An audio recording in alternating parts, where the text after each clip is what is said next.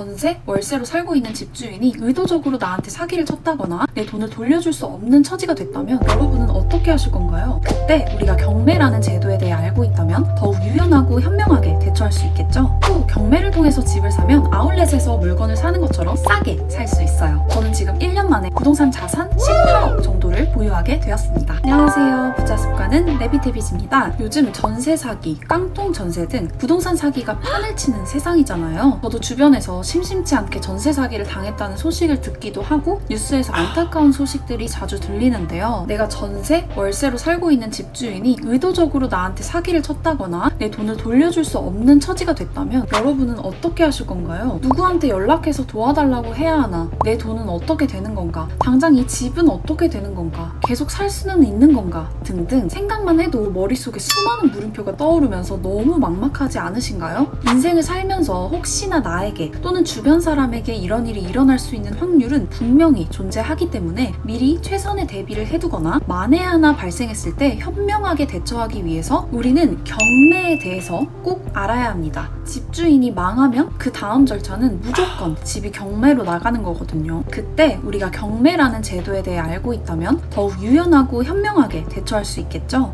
또 경매는 잘 활용하면 집을 싸게 살 수 있는 최고의 수단인데요. 저는 지금 1년 만에 남자친구와 함께 투자를 해서 부동산 자산 18억 정도를 보유하게 되었습니다. 이게 다 경매 덕분인데요. 경매 한 사이클을 돌리면서 시세 분석에 대해서 잘 알게 되었고 이걸 활용해서 경매, 금매로 지금 3채까지 투자를 성공했습니다. 경매가 도대체 뭐길래 궁금하시죠? 제가 이번 영상에서도 아주 쉽게 설명드릴게요. 레비테빗 부동산 경매란 집주인이 부동산을 담보로 빌린 대출을 갚지 못하거나 임차인의 전세금을 돌려주지 않았거나 직원들 월급을 못 줘서 등등 정말 다양한 이유로 인해서 국가로 넘어간 부동산을 법원에서 운영하는 경매라는 절차를 통해서 일반인들에게 매각하고 그 매각 대금으로 집주인의 채무를 변제해주고 세입자 보증금도 돌려주고 직원들 월급도 주고 하는 이런 절차입니다. 사기에 대한 대처를 위해서 경매를 잘 알아야 된다고 했는데 만약 사기를 당하거나 아니면 의도치 않게 집주인의 어떤 사정으로 내가 살고 있는 집이 경매에 넘어가 버렸을 때 보증금을 돌려받을 수 있을까? 받는다면 전액을 받을 수 있을까? 일부만 받을까? 세입자가 주장할 수 있는 권리는 어디까지일까? 권리는 또 어떻게 확보하는 걸까?에 대한 내용들을 경매 절차를 알면 우리가 미리 파악하고 또 대비할 수 있기 때문입니다. 경매 공부를 하다 보면 권리 분석이라는 것을 공부해야 하는데 이 집에 얽힌 권리 중 나는 몇 순위이고 돈은 전액을 받는 건지 일부만 받는 건지 내가 돈을 돌려받기 위해서 어떤 것들을 미리 챙겨야 하는지 등을 알 수 있습니다. 권리 분석에 대한 내용은 지금 영상으로 다루기에는 너무 방대한 내용이라 뒤에서 추천드리는 책으로 공부하시면 잘 이해하실 수 있을 거예요. 레비테빗 또 경매를 통해서 집을 사면 아울렛에서 물건을 사는 것처럼 싸게 살 수 있어요. 왜 싸게 살 수 있을까요? 전시상품, 재고관리 등 다양한 이유로 아울렛에 간 물건들을 싸게 살 수 있는 것처럼 부동산도 앞서 말했던 여러 가지 이유로 인해서 시세보다 싸게 살 수 있는 건데요. 경매 물건의 권리 분석을 잘 해서 얽혀있는 빚이나 문제들을 내가 해결만 할 수 있다면 얼마든지 시세보다 싸게 집을 살 수 있습니다. 물건들 중에는 권리 분석이 필요 없는 아주 쉬운 물건들부터 정말 복잡하게 얽혀있는 어려운 물건들까지 다양한 물건들이 있기 때문에 본인의 능력과 수준에 맞는 물건들로 투자하시면 될 거예요. 근데 우리가 경매라는 단어를 떠올리면 빨간 딱지가 막 붙고 덩치 있는 사람들이 오고 가난한 사람의 집을 강제로 빼앗는다라는 뭔가 이런 느낌적인 느낌? 선입견도 좀 있는 것 같아요. 저도 본격적으로 공부를 시작하기 전에는 괜히 드라마에서 본 것처럼 부정적인 감정이 들기도 했었거든요. 근데 제가 직접 공부하고 알아보니까 전혀 그런 것이 아니라 부동산 시장이 잘 굴러갈 수 있도록 윤활제 같은 역할을 하는 것이더라고요. 사실 이 경매라는 제도가 없다면 채무관계가 복잡한 집에 누가 들어와서 살 것이며 또 구매할 사람이 없어서 팔지도 못하는 집들이 많을 거예요. 낙찰자가 그 집을 사기 위해 지불하는 돈으로 인해서 그 집의 세입자에게 전세금을 돌려줄 수도 있는 거고 밀린 직원들 월급도 줄 수 있는 거거든요. 그렇기 때문에 오히려 도움을 주는 제도이지 전혀 부정적인 제도가 아니라는 거. 또 경매 물건에 얽혀있는 빚이나 문제들을 내가 해결만 할 수 있다면 얼마든지 시세보다 싸게 집을 살 수 있는 제도이다 라고 생각해 주시면 될 것 같습니다. 레비테빗 그러면 경매는 도대체 어떻게 진행되는 걸까요? 궁금한 궁금하시죠? 제가 6단계로 쉽게 설명드릴게요. 1번으로 해야 할 일은 목표 설정입니다. 직접 살 집을 경매로 낙찰받고 싶다면 나는 어떤 집에 살고 싶은지, 평형은 어떤 게 좋은지, 주변은 어떤 곳이 좋은지를 미리 정해야 합니다. 아이가 있다면 초등학교가 가까운 집이 좋을 것이고, 자연을 좋아하는 사람이라면 주변에 넓은 공원이 있는 집이 좋겠죠? 만약 내가 살 집이 아니라 월세나 투자가 목적이라면 나의 기준으로 정하면 안 되고 임대로 들어올 세입자의 기준과 눈으로 봐야 합니다. 예를 들어 굉장히 유명한 학군지에 있는 아파트를 매수해서 임대 수익을 얻고 싶어요. 그러면 평수를 정할 때 가격이 괜찮게 나온 14평 이런 식으로 하면 안 된다는 거예요. 학군지에 이사 오는 사람들은 보통 자녀가 있는 부부이기 때문에 그걸 고려하고 34평 정도의 집을 매수하면 더욱 임대가 잘 나가겠죠?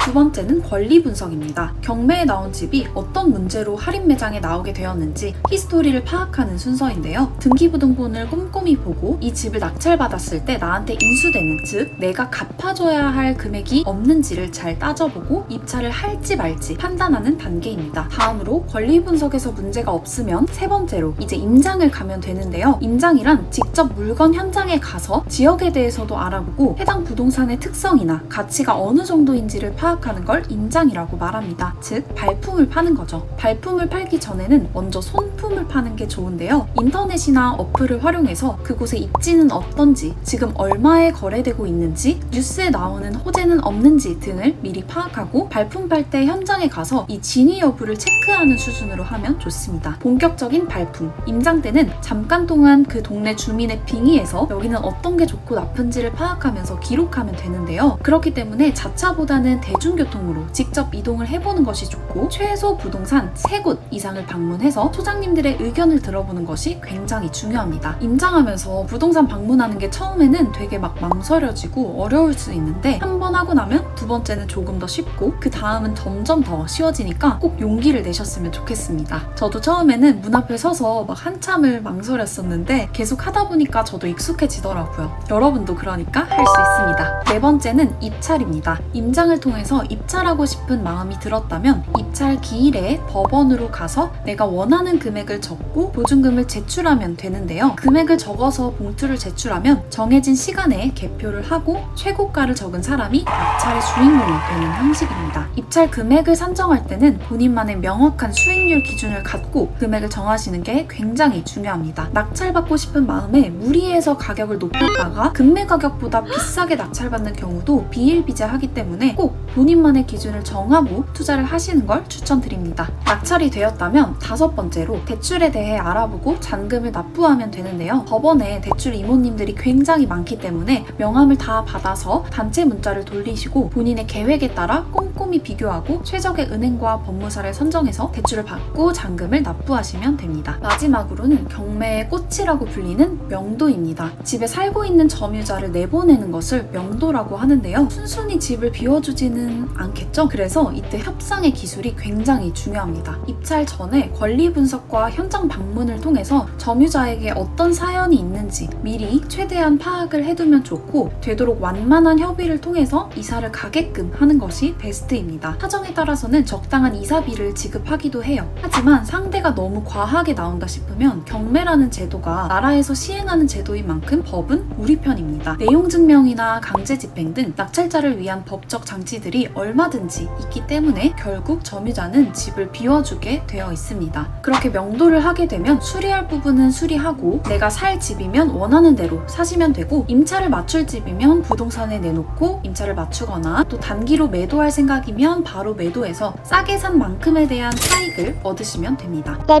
마지막으로 경매에 대해 조금 더 공부해보고 싶다, 알아보고 싶다 하시는 분들을 위해서 단계별로 책 추천을 준비해봤어요. 사실 많은 사람들이 경매라는 분야에 관심을 가졌다가 쉽게 포기하는 가장 큰 이유가 어렵다라는 이유거든요. 근데 팩트는 쉬운 경매책이 그렇게 많지가 않습니다. 보통 처음에 읽은 책이 초보자 입장에서 어려운 경매책인 경우가 많아요. 저도 처음에 읽은 책이 어려운 경매책이었는데 확 마음의 벽이 느껴지면서 무슨 말인지도 모르겠고, 이 경매라는 걸 내가 혼자 할 수 있을까? 라는 생각이 들어서 포기할까 싶기도 했으니까요. 그치만 그래도 최소 관련 책 10권은 읽어보자 라는 마음으로 이해가 안 돼도 이 책 저 책 다 읽어봤고 몇 안 되는 좋은 경매 책들을 알게 되어서 여러분들은 저처럼 고생하지 마시고 단계별로 편안히 읽어나가길 바라는 마음으로 준비해봤습니다. 먼저 입문, 지난 재테크 종류별 찍먹책으로도 추천드렸던 나는 돈이 없어도 경매를 한다 라는 책인데요. 평범한 주부인 저자가 경매를 알게 되면서 아파트 21채를 소유하게 되기까지의 스토리와 간단한 경매에 대한 정보가 아주 쉽게 쓰여져 있습니다. 다음으로 초급은 경매 권리 분석 이렇게 쉬웠어? 라는 책입니다. 경매의 시작이라고도 볼 수 있는 권리 분석에 대한 내용인데 어렵게 생각할 게 없고 이 책만 잘 따라가면 권리 분석에 대해서 쉽게 이해하실 수 있을 거예요. 중급은 경매 대마왕 반드시 부자 되는 투자의 소신이라는 책입니다. 스토리가 재미있고 저는 어느 정도 경매에 대해서 이해하고 이 책을 읽었는데도 추가적인 새로운 인사이트를 많이 얻을 수 있었던 책입니다. 마지막으로 고급은 송사무장의 부동산 경매의 기술이라는 책인데요. 이 책은 읽으면서 이 송사무장님은 진짜 신의 경지에 가셨구나 라는 느낌이 들었어요. 쉬운 투자부터 어려운 투자까지 스토리와 전략이 고스란히 담겨있는 책이라 약간 수학의 정서처럼 경매 투자하시는 분들의 필독서 느낌입니다. 네, 이렇게 사기도 피하고 자산도 불려주는 일석이조 부동산 경매에 대해서 알아봤는데요. 경매가 무엇인지 그리고 어떤 루트로 진행이 되는지 마지막으로 경매 책 추천까지 드렸습니다. 어때요? 알찬 시간이었나요? 부동산 경매라는 제도가 이런 거구나 라는 틀을 이해하셨다면 저는 성공입니다. 이번 영상을 통해서 경매에 대한 틀을 잡고 추가적인 경매에 대한 절차나 이론적인 내용은 레빗해빗 블로그나 제가 추천드린 책을 통해서 많이 얻어가실 수 있을 거예요. 이제 여러분들이 경매에 대해서 전체적인 틀과 용어들을 알게 되셨잖아요. 그래서 앞으로 쇼츠로 저의 경매 투자 스토리를 시리즈 형식으로 올려보려고 해요. 20대 경린이의 경매 투자기 많은 관심 부탁드리면서 오늘도 좋아요, 구독, 알림 설정 잊지 마시고 다음에도 좋은 영상으로 찾아올게요. 안녕.